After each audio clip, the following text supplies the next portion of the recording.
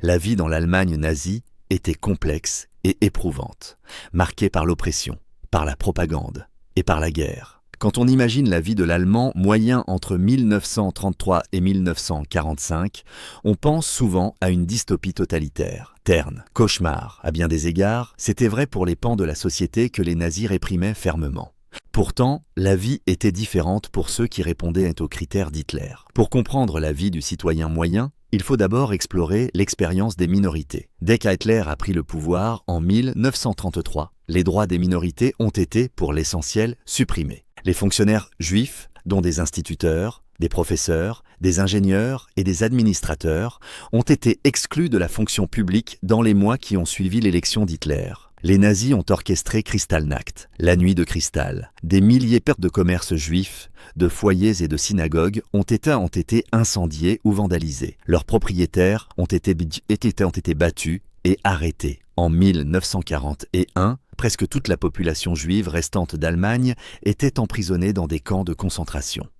Elle dépassait le demi-million 10 ans plus tôt. Les nazis ont lancé une campagne portée par l'idéologie contre presque toutes les minorités et les groupes marginalisés, y compris les tsigans, les homosexuels, les témoins de Jéhovah et les slaves ethniques. Une méthode utilisée dans cette campagne était la stérilisation forcée. Richard Evans note dans son livre The Third Reich in Power que le régime nazi a utilisé la stérilisation pour écraser les pans de la société qui ne correspondaient pas à leur idéal. Le programme eugéniste des nazis visait à éliminer de façon systématique ceux que l'on jugeait Untermenschen, des sous-hommes. Des médecins nommés par l'État étaient autorisés à euthanasier des enfants jugés indignes de vivre. Entre 1939 et 1941, jusqu'à 100 000 Allemands ont été euthanasiés, dont 20 000 enfants. Après avoir examiné l'expérience de ceux persécutés par les nazis, tournons-nous vers la vie des citoyens ordinaires. Pour les hommes, leur rôle dans la société a peu changé sous le nouveau régime, pas très différent d'avant. Mais les femmes durent en faire face à de nouvelles attentes.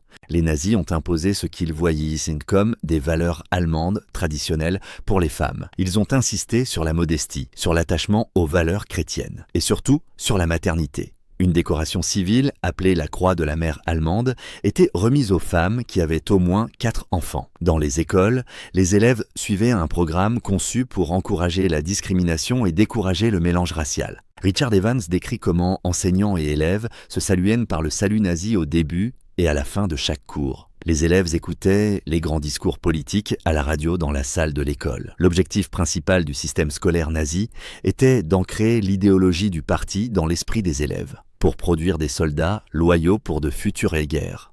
Depuis 1922, les jeunesses hitlériennes et leur branche féminine, la Ligue des jeunes filles allemandes, préparaient les garçons au service militaire et les filles à la maternité. Ces organisations étaient incroyablement populaires. Et en 1939, plus de 90% des enfants d'Allemagne faisaient partie des jeunesses hitlériennes. Même des institutions en apparence anodines prenaient une coloration nationale-socialiste. Le mouvement du christianisme positif était un programme soutenu par l'État. Il visait à unir les églises protestantes d'Allemagne en une église nationale acquise au programme nazi. Sous le ministre de la propagande, Joseph Goebbels, le gouvernement a distribué des millions de radios bon marché pour que les messages politiques importants parviennent à la population. Pourtant, ces mesures échouaient souvent à produire l'effet voulu, car la plupart des gens tenaient surtout à préserver leur vie quotidienne, comme avant, jugeant qu'une endoctrination totale était peu probable. Le gouvernement imposa par la loi son État allemand idéal. Par exemple, les hommes et les femmes âgés de 19 à 25 ans devaient accomplir 6 mois de travail public. Cela concrétisait le concept nazi d'une force de travail sociale. Les femmes pouvaient ensuite rentrer chez elles, mais les hommes étaient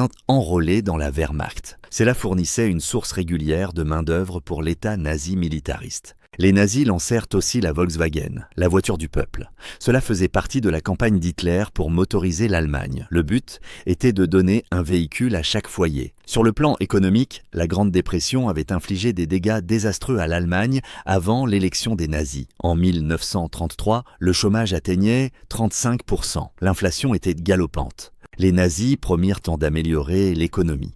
Cela leur valut de nombreuses voix lors de l'élection de 1933. Leur priorité fut de réduire le chômage en lançant de grands travaux publics, par exemple la construction de canaux et de l'autobahn. ou autoroute.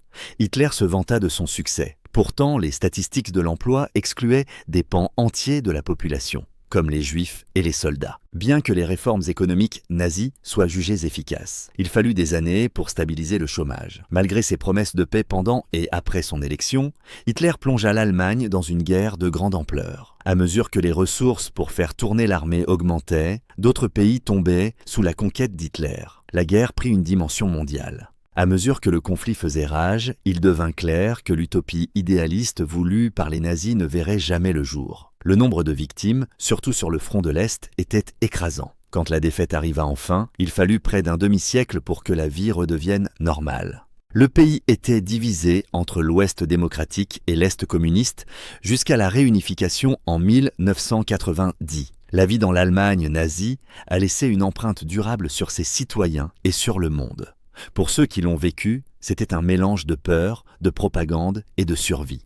Les politiques oppressives du régime et ses ambitions militaristes touchaient chaque aspect de la vie quotidienne. De la persécution des minorités à l'endoctrinement de la jeunesse, les nazis cherchaient à contrôler et à remodeler la société allemande. Malgré ces efforts, beaucoup d'Allemands restaient concentrés sur leur quotidien, résistant à un endoctrinement total. Au final, la guerre et ses lendemains ont laissé de profondes cicatrices sur la nation. Il a fallu des décennies pour guérir. Si ce contenu vous a plu, rendez-vous sur notre chaîne pour d'autres histoires comme celle-ci. Mettez un j'aime et abonnez-vous. Cela aide la chaîne à se développer. Dites-nous aussi en commentaire d'où vous nous regardez.